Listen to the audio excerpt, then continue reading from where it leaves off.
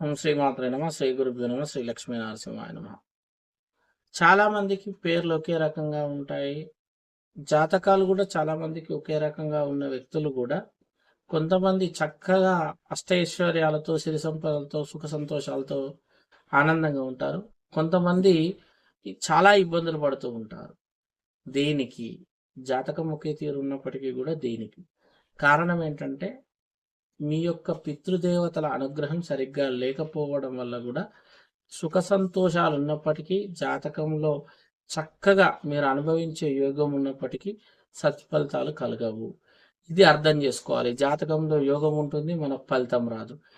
అది చూస్తే అరే ఇవన్నీ ఉన్నాయి, మరి నాతో పుట్టినవాడు సరిగ్గానే ఉన్నాడు, వానికి అష్టైశ్వర్యం అదే సమయం పుట్టిండు, అదే ఉన్నది, మంచి జీవితం ఉంది, మరి నాకు లేదు అని చాలామంది అనుకుంటూ ఉంటారు. సేమ్ జాతకం ఉన్నా కూడా పితృదేవతల అనుగ్రహం లేనిది ఎవరైనా సరే, ఎంత గొప్ప జాతకులైనా సరే సుఖ సంతోషాలు, అష్టైశ్వర్యాలు పొందలేరు.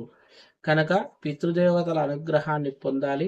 పితృదేవతలను చక్కగా వారి ఆశీర్వాదం పొందటకు, వారిని తృప్తిపరచుటకు చేయాల్సిన కార్యాలు ప్రతి ఒక్కటి చేసి వాళ్ళని తృప్తిపరిస్తేనే మీరు అష్టైశ్వర్యవంతులు అవుతారు. ధన్యవాదాలు. స్వస్తి.